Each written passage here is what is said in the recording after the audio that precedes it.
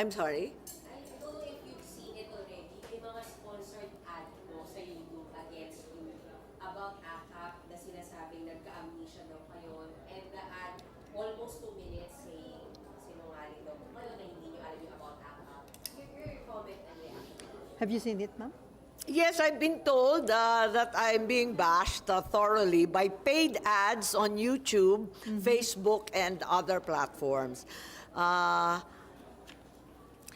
Palagay ko naman napakaliwanag ng statistics at maipapakita naman natin yung DSWD 4-piece budget. Ang tanging ginagawa ko, kasi kung minsan, madalas sabihin na natin, 2021 onwards, talagang hirap ang DSWD na gastusin ang kanilang budget for 4-piece. Kasi nababawasan sila eh. Nababawasan, tapos naalintala pa yung listahan 3. So, yun nga, kung bakit pa sila nag-a-ads para banatan ako, Gumagastos, ha?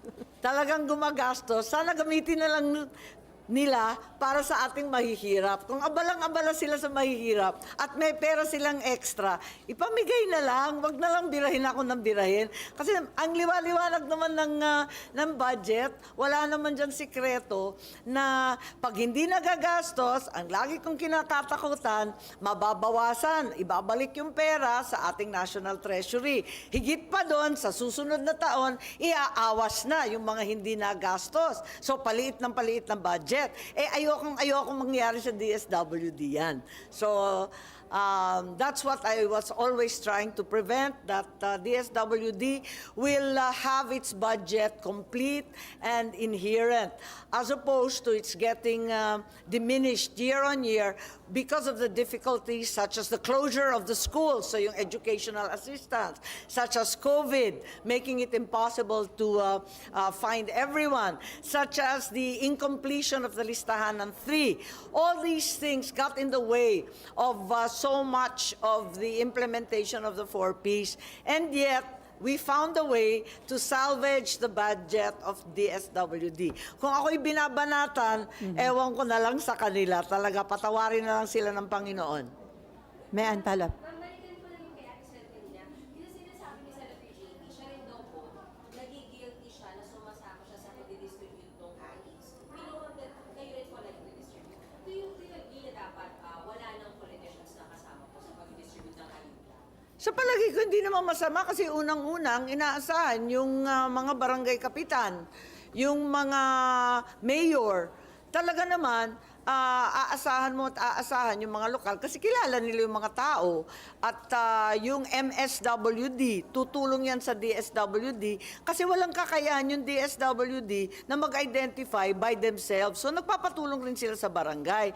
Ang mahirap kapag nakikialam na at napopoliticize. Yun ang ibang usapan. At the end of the day, the final list to me is the most important, and it should be finalized by the DSWD. To me, that's the most important. Ma'am, you don't see anything wrong na, kasi sinasabi ni Senator JP, siya daw po, na-invite lang siya na maging present dun sa meeting. Tama, Ng mga tama. LGUs. Tama, kasi halimbawa, ako yung chair, ako yung vice chair dyan sa DSWD budget. Nakukumbida ako sa mga OSCA, EFSCA, yung mga senior citizen, na-invite ako. Natutuwa naman ako makita sila at saka importante sa akin dahil kailangan ko marinig sa kanila, natatanggap ba ninyo? Or may awas ba yan? Imposible na hindi ako pupunta. Kailangan ko pumunta, kailangan ko marinig kung na-i-implement ba properly. Ang pangit lang talaga pag pinakialaman ang listahan. Ibang usapan yon. Kasi pag pinulitika yan, ayan, nagkakaloko-loko na at nagkakaturoan. Noon, alam ko, kasi nung governor ako, iniiwasan ng DSWD na sabihin sa mga politiko. Ayaw nila talaga sabihin miski sa barangay kapitan, miski sa mayor, miski sa akin ng gobernador, para hindi ma-politicize. Pero nung bandang huli, nahihirapan na rin sila kasi iilan lang naman sila. Kailangan talaga nila magkonsulta at hanapin yung tao sa barangay. So, ang ending, tulong-tulong na lang. Pero sa final listing, ano man ang isubmit at i-approve o ituro ng mga barangay kapitan, mayor, mayor, governor, at iba pa. Sa bandang uli, ang final list dapat nasa DSWD at wag na natin pakialaman. We just submit what we know and that's it. Okay. Last na po, ma'am, you don't worry na baka masabihan kayo na, election is kasama sa nag-distribute ng mga items. Ang layo-layo pa ng eleksyon. Naku naman, sobra namang lapit na ng eleksyon. Parang na-agitate tayo dahil alam naman natin na napakarami kasing programa na lumalabas. Ayoko naman na mauwi tayong lahat sa ayuda mentality. Firstly, we become mendicant and dependent on a very unreliable source of income. And secondly, there's the dire threat that you are depriving those who truly need ayuda from receiving their fair share. Ma'am, balikan ko yung paid ad laban sa inyo. May Oo idea nga. Ma'am, may idea ka ba sino yung nasa likod nun? And then may kinukonsider ka ba na legal action? Palagay ko siguro yung mga yung mga natatakot mawala yung 60 billion akap. Hindi ko man kasalanan, sinumbong lang sa akin, di ba? Pero may info ka. Di ko nga alam eh. May info ko, ma'am, sino yung nasa likod niyan na gumagastos ng ads para lang i-bash ka. Sa totoo lang wala, kasi dead ma. Pero may idea ka, ma'am. Halatang-halata naman paid ad, wala namang maniniwala, higit sa lahat, hindi naman nakakatuwa. So dead na. Ewan ko, may dating ba? Nakakainip, di ba? Kung sino man siya. Nandun ba sa Sa lower house, ma'am? Di ko alam. Di ko alam. Ang dami naman nilang pera para gastusin sa ads. Sana, kung talagang abala sila sa mahihirap, doon na lang nila ibigay. Sa mga nalindol, nasunog, na El Nino, at iba't iba pa. Ma'am, tungkol dun sa simultaneous na midterm election at plebiscite sa 2025, ang sabi ni Commissioner Garcia, makakatipid ang government about 13 billion pesos. So, at least yung matitipid, ma'am, yun yung na-insert ba doon sa COMELEC? Nakakatawa nga kasi nung una, ang sabi, bawal at hindi kakayanin ng COMELEC yung plebiscite sa susunod na taon, sa 2025. Tapos, nung isang araw, Amenable na medyo tumbling at naging okay na. And the same case was used. Nakakatuwa kasi yung citation pareho yung Oksena ba yung pronunciation? OCCENA versus COMELEC to justify na pwede and also to justify na hindi pwede. Kaya nakakalito nga eh. Pero ang point is, there's no prohibition from conducting a plebiscite at the same time as an election. Ang sabi nga, naka-imprenta na daw yung mga forms ng election, ganyan, pwede naman ilagay as a rider question sa likuran. Pero ma'am, ano yun? Ang pagbabago ng stand ba ng COMELEC dahil mismong si Pangulong Bongbong Marcos Jr. doon sa meeting nyo last Monday, ma'am, di ba? Open siya o pabor siya na pagsabayin na?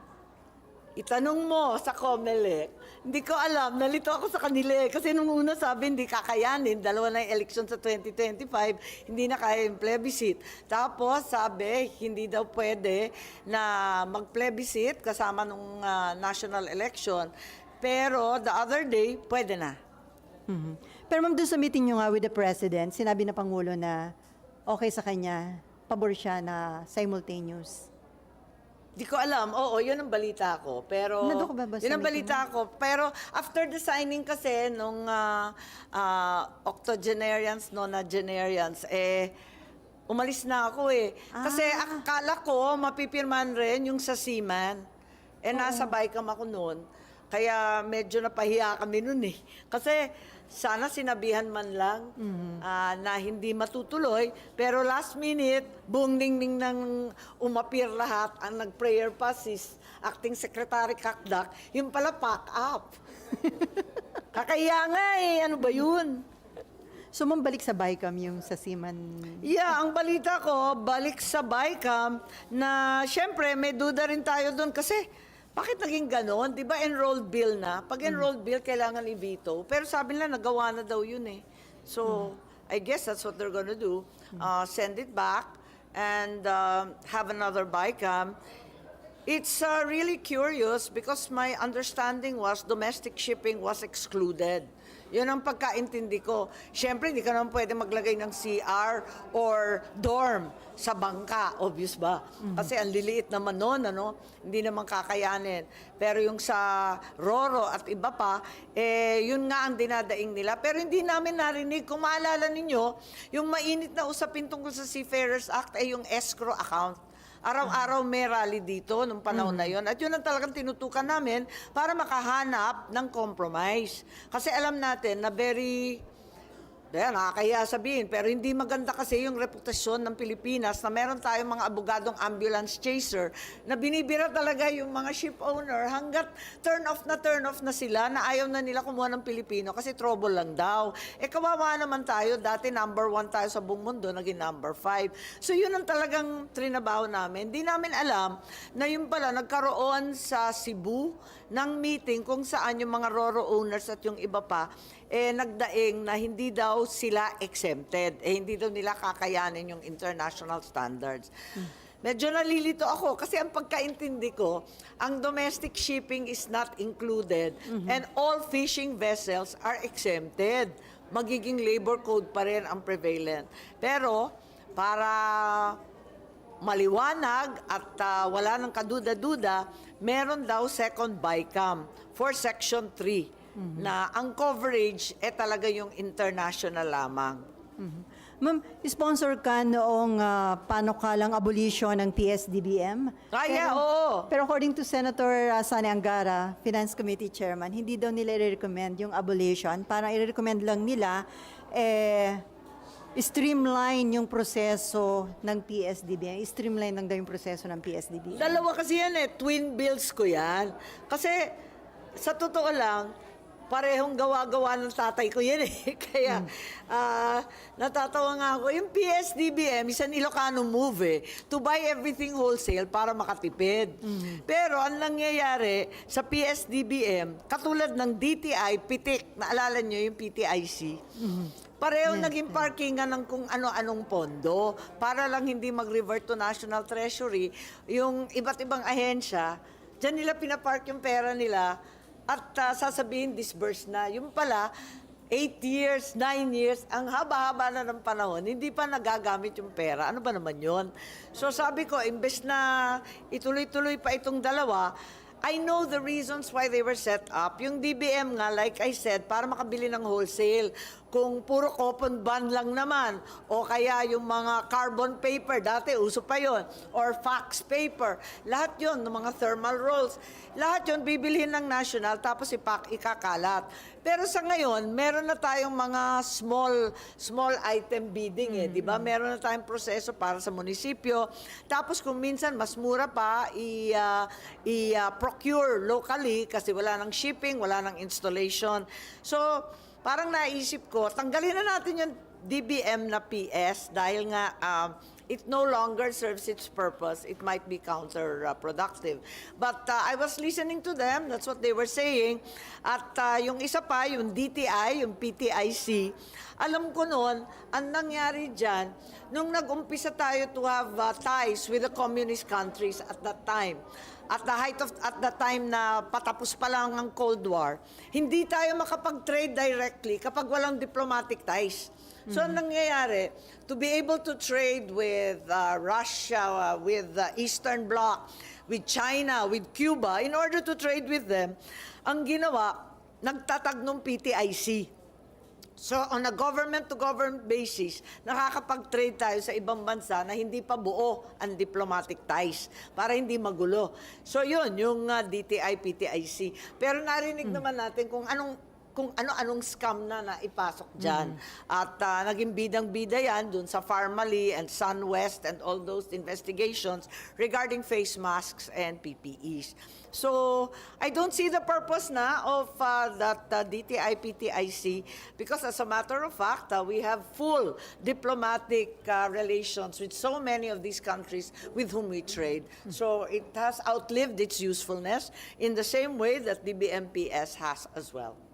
Ma'am, paano yun? Amenable kayo doon sa plano ng department? Di ba, subject to vote naman yan. Kung ano yung boto, kung talagang paninindigan pa nila yung DBMPS, di wala tayong magagawa. Ang akin lamang, talagang kinakailangan tignan na yan. At hindi na siya gawin kasangkapan para sa pagpa-parking ng kung ano-anong pondo. Pero ma'am, ano yung sentiment ng majority ng mga senator? Pabor sila sa abolition na ng PSDBM? Di ko alam, pero alam ko nung mga investigasyon, lahat galit. Siyempre, nasasayang ang pera. Tinatago-tago sa kung saan. Halimbawa, may mga pondo noon, yung mga AFP, mga baril na kailangan, di pa na-procure.